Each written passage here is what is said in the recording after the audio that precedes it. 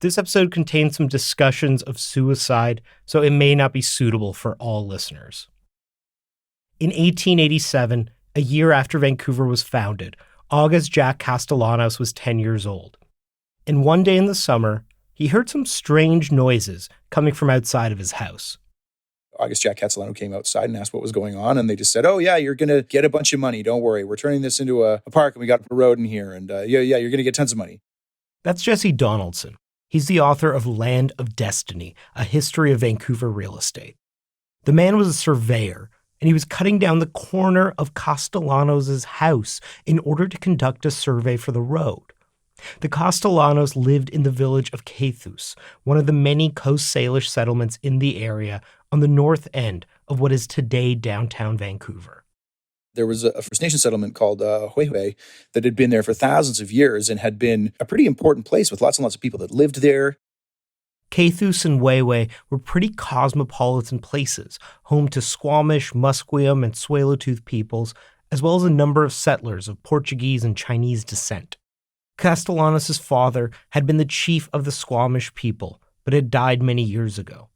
He was buried in an above-ground tomb in front of his house. So when Castellanos was told he and his sister would be paid for their land, he had no reason to doubt the man, even though he just chopped off a piece of their house. What they didn't know was that they were already pawns in a game between the two most powerful factions in the newly formed city of Vancouver. On one side was the Canadian Pacific Railway.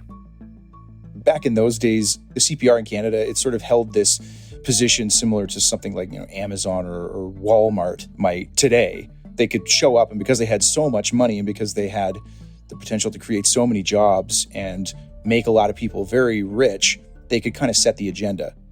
They would just ask for land or pressure governments or pay off members of government to get what they wanted. The CPR was the city's biggest landowner and profited greatly from the exploding Vancouver real estate market. But a different faction of upstarts was gaining influence. The Vancouver Improvement Company was another real estate syndicate, owned by David Oppenheimer, the mayor of Vancouver. So when a huge chunk of land was coming onto the market, encompassing the area around Cathus and Huehue, both of these groups wanted it for themselves. The CPR tried to take control of it, but they failed. This was the first time that the CPR had asked for something and they didn't get it right away. They didn't immediately roll over for the CPR. The CPR started to get pretty worried about this, mainly because if such a huge chunk of land came on the market all at the same time and they didn't own it, they were worried that it would just destroy their property values. They started trying to figure out ways to keep it off the market altogether. It was this idea that if we can't have it, then nobody can. There was no way they were going to let Oppenheimer's faction get control of the land. So essentially, they just used their clout within the civic and provincial governments to just get this land turned into a park. If you've been to Vancouver, you almost certainly know the area I'm talking about. Today, it's Stanley Park, one of the great urban parks of North America. And we have this idea of Stanley Park as this kind of pristine, untouched wilderness, which it absolutely wasn't. The trouble was that a lot of people already lived there, and they were all more or less just unceremoniously hauled out of there once the decision to make it a park had been made.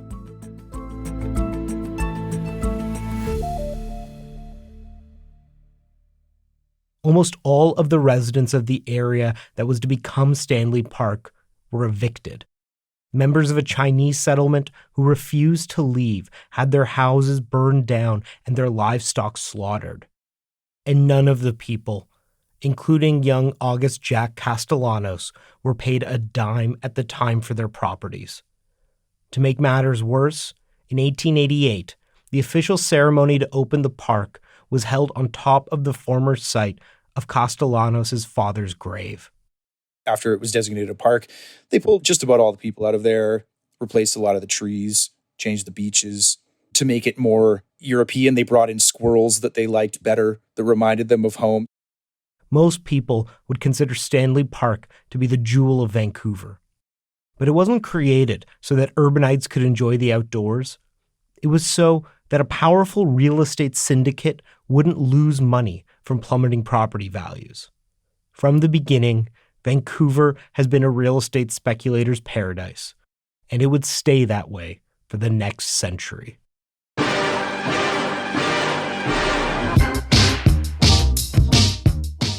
Vancouver has the most expensive real estate in North America. But all of the talk around it, bubbles, evictions, the fear of foreigners, none of that is new. Even the city's founding was a real estate swindle of epic proportions. Today, I'll share 3 stories that show that speculation, market manipulation, and displacement have not only been a part of Vancouver from day one, they're a central mechanism in how this city functions.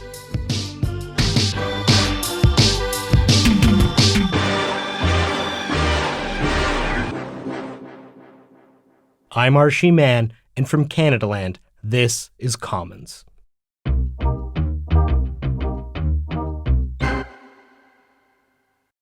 Jesse Donaldson spent many years writing articles about Vancouver history, and he very quickly noticed something odd. I had found this quote from a real estate magazine in 1911 that could have been written yesterday. It was complaining about land prices are way too high.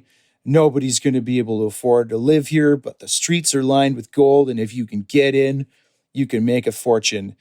And I remember being so flabbergasted reading this quote because it felt like it could be written today. But then I started looking through the archives for similar quotes, and I ended up finding, I think, 10 or 15 from the 19-teens, the 1920s, the 1930s, the 1940s, the 1950s.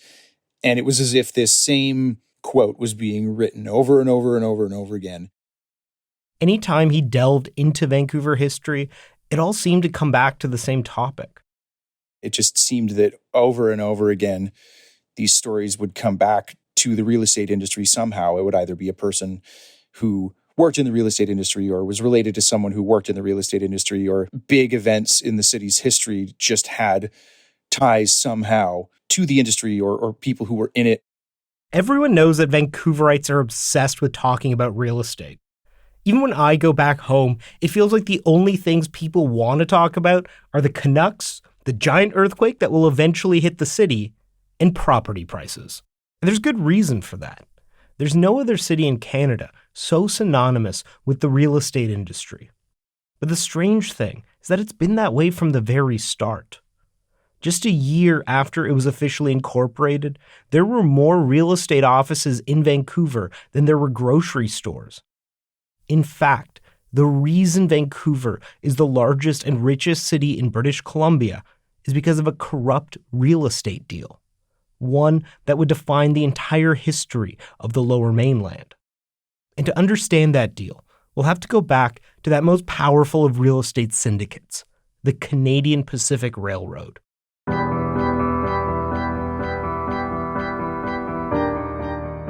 After Confederation, Canada's first Prime Minister, John A. Macdonald, vowed to create a railroad that connected the entire country. And as the railroad marched ever westward, vast fortunes were made speculating on the land around it. Interestingly enough, a lot of the people who were involved with the railway were also involved with government, were also making their own speculative land purchases. Everybody was double or triple dipping to make as much money as possible, and they would start these real estate booms and drive the prices up into insane places and then sell, move on. Often there would be a major bust following that. These boom and bust cycles would follow the railway wherever they went.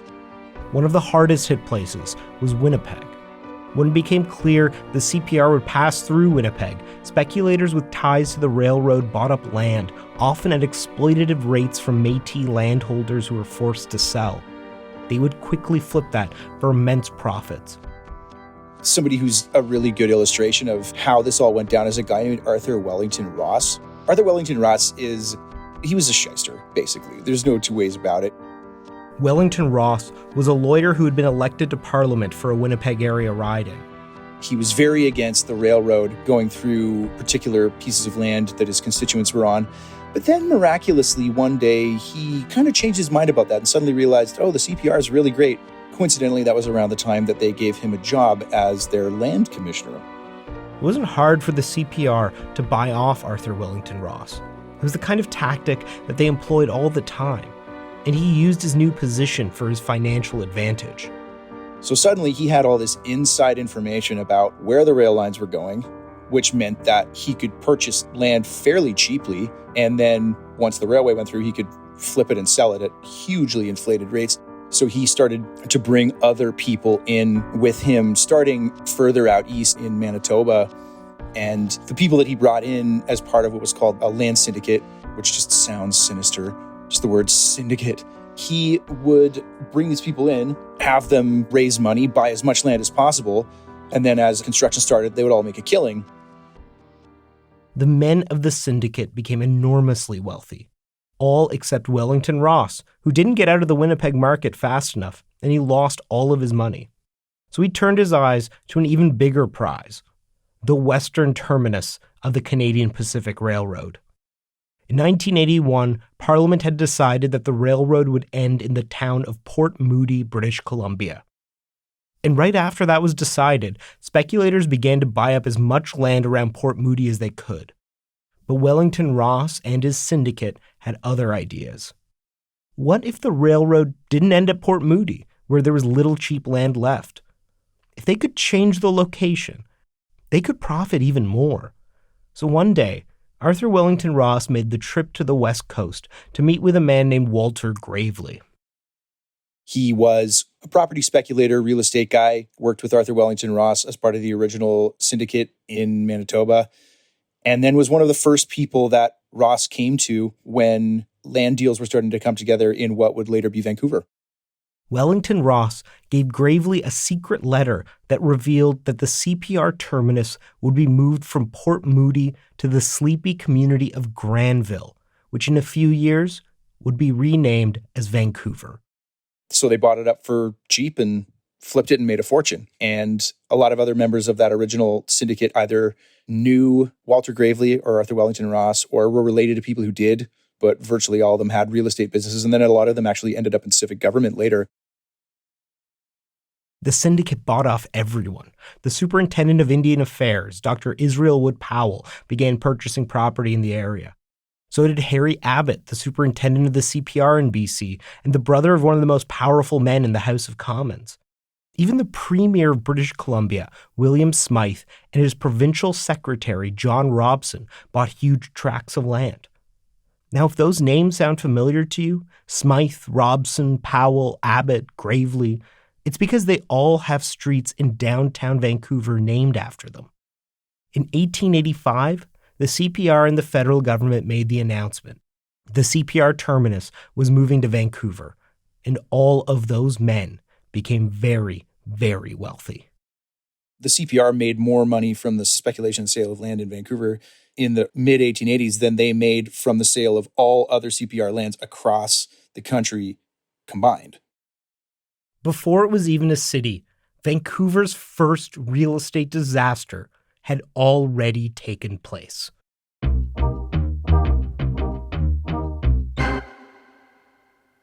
Our second story begins on the verge of World War II in the community of Japantown.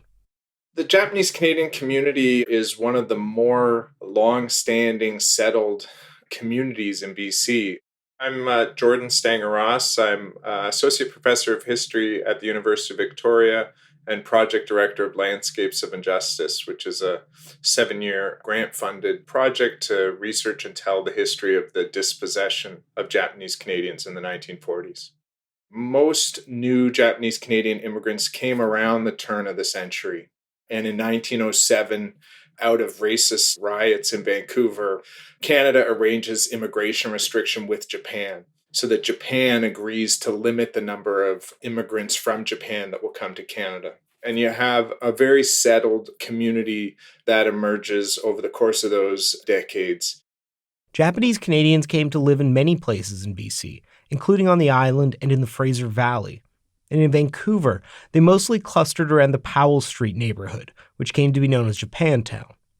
When Pearl Harbor was attacked in 1941, Canada went to war with Japan, and very quickly, there was pressure from white Vancouverites to do something about the thousands of Japanese Canadians living in the city. the government decides to uproot and intern the entire Japanese Canadian population. And so that decision is taken in early 1942. And then over the course of the spring and summer in 1942, Japanese Canadians are uprooted from their homes. Many of them are first shipped to very inhumane holding facilities in Vancouver at Hastings Park, and then shipped off to sites of internment in British Columbia, Alberta, and elsewhere. Michael Abe's family was one of those taken to Hastings Park. My name is Michael Abe, and I'm the project manager for Landscapes of Injustice. I'm a third generation, a Sansei, Japanese Canadian. Abe's family members were just some of the 22,000 Japanese Canadians who were interned. So my family, they basically went to Popoff and Bay Farm, but finally settling into New Denver.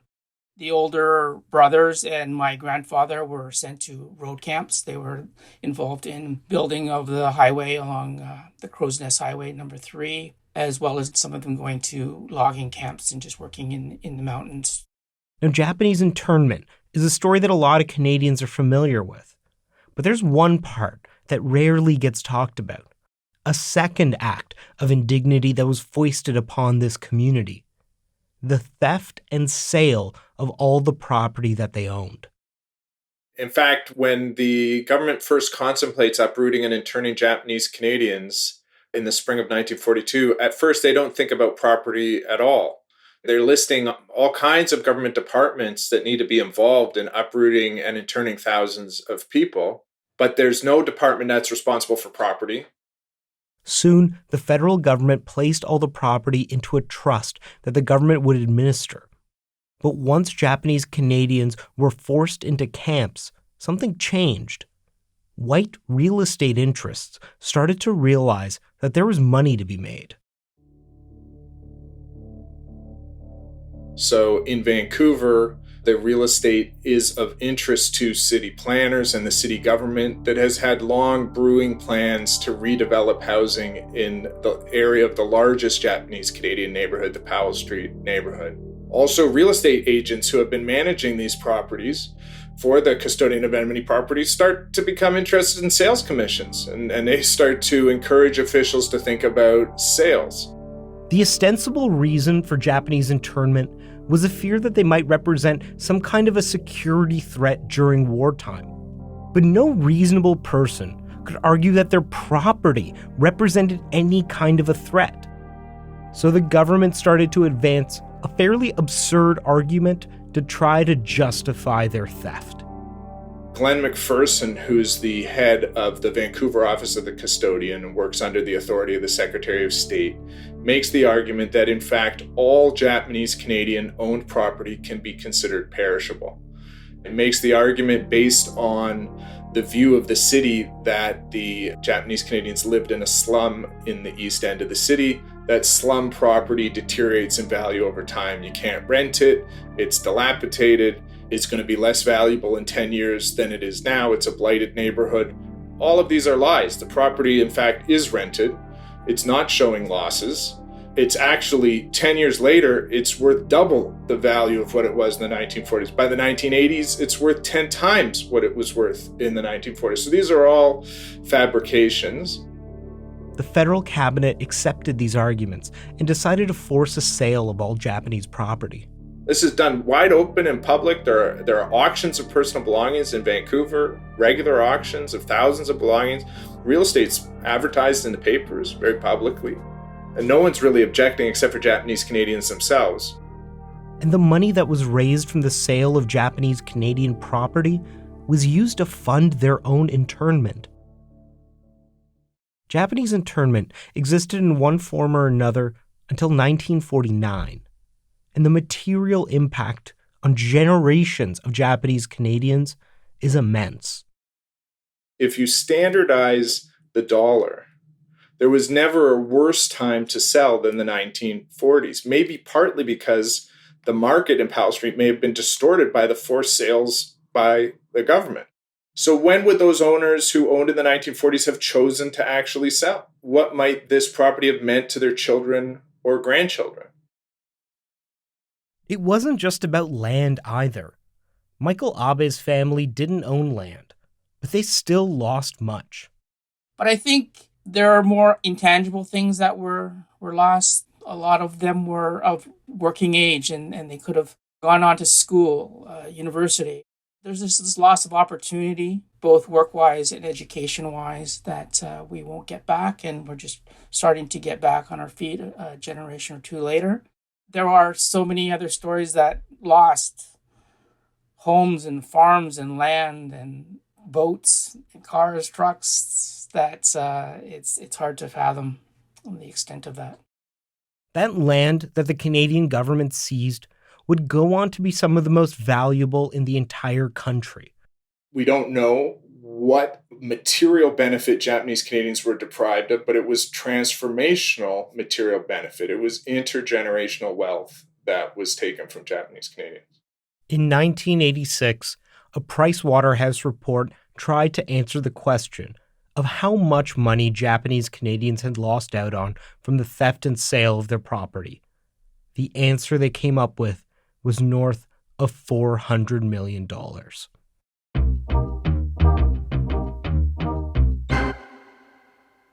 Our final story takes place at the event that is still celebrated today as Vancouver's coming out party.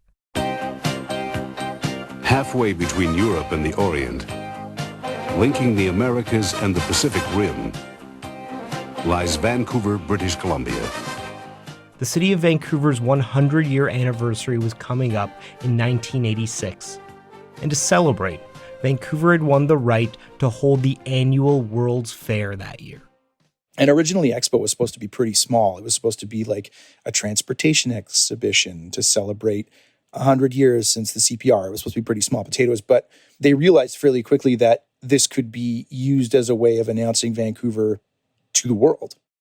You can imagine with these hallmark events, you have people that are very enthusiastic. This is going to be so much fun. I can't believe it's coming to Vancouver. That's Stephen Learey. He was involved with the Downtown East Side Residents Association, or DARA, in the 1980s.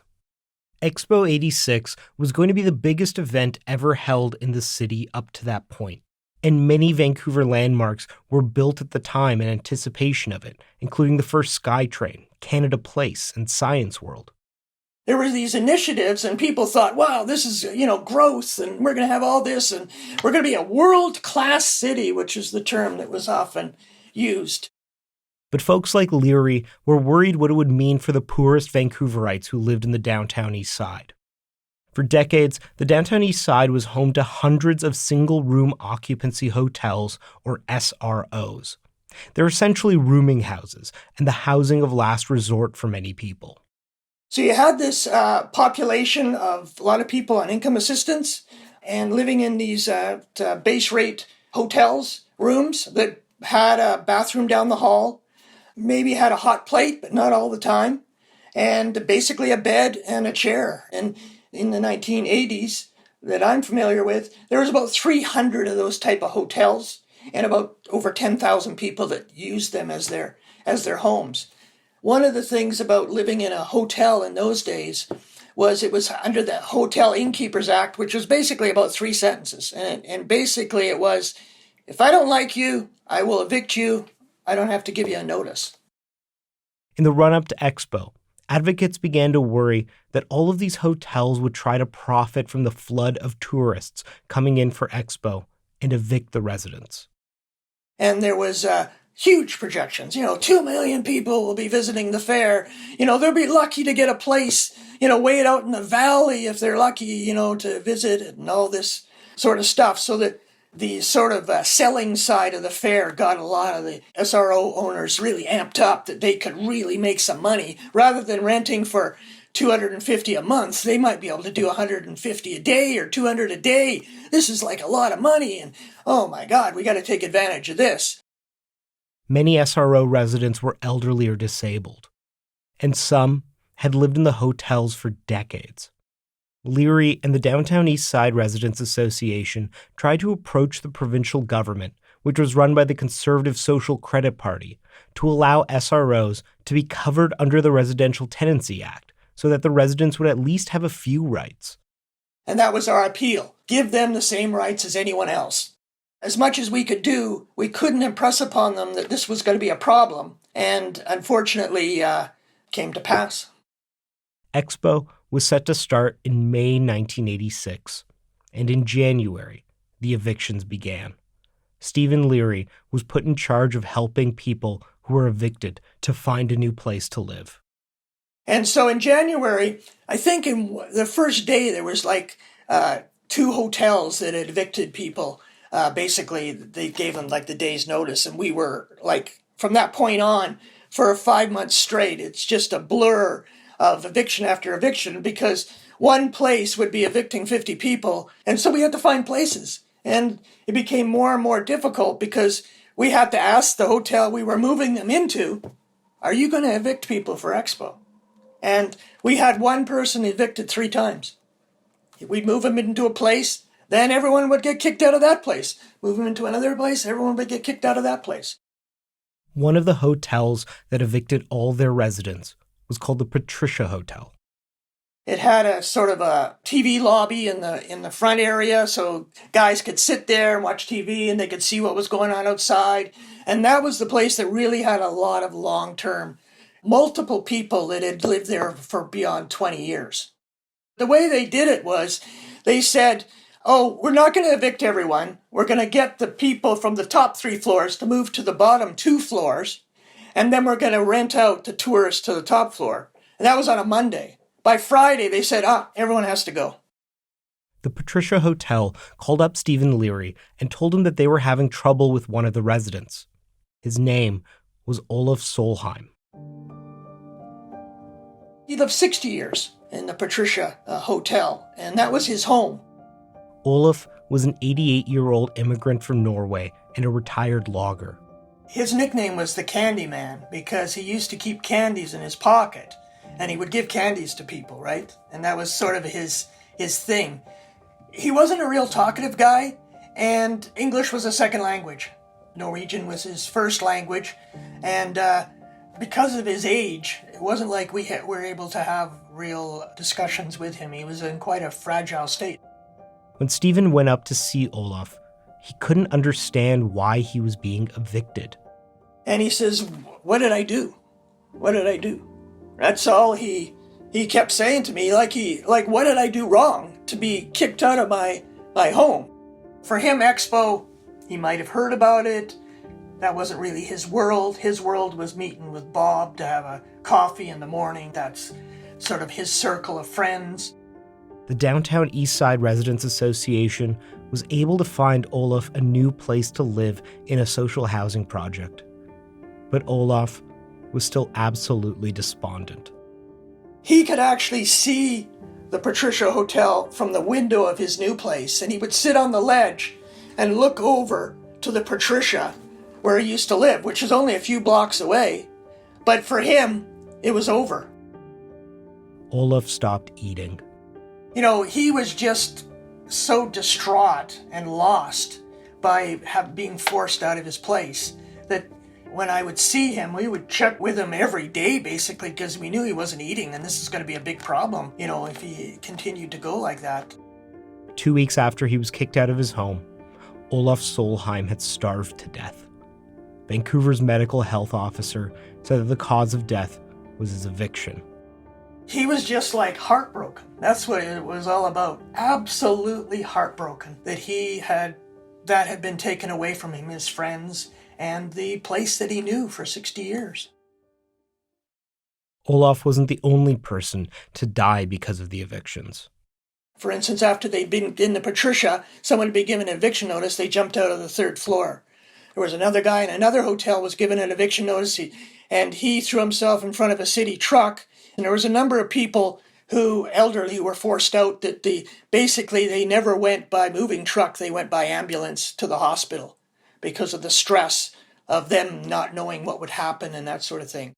The irony of it all was that none of the hotels made any money off of Expo. None of the tourists wanted to stay in decrepit SRO hotels. There wasn't one success story. Out of the hotel evictions that we dealt with, there wasn't. And a number of them went into bankruptcy. The evictions, and Olaf Solheim's death in particular, became global news stories. But today, that's not how Vancouver remembers Expo 86. Just a couple weeks ago was the 35th anniversary of the opening of Expo, right? And so CBC had some stuff, the Global had some stuff, and it makes me just cringe to hear them talk about it.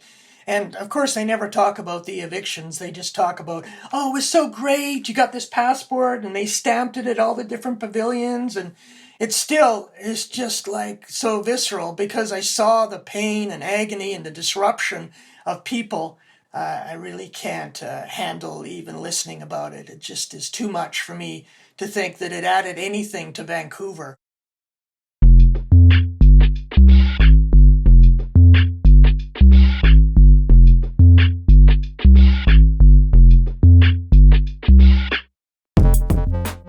What unites these stories, the corrupt deal at the founding of Vancouver, the dispossession of Japanese Canadians, and the Expo evictions, is the idea that housing is a commodity to be bought and sold.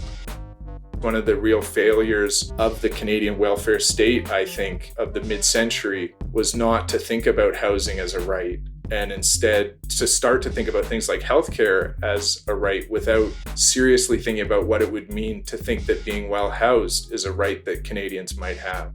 Vancouver has always been the most obscene example of this ideology. And the first 100 years of Vancouver's history were a testament to that fact. But in the 35 years that followed, things only got worse.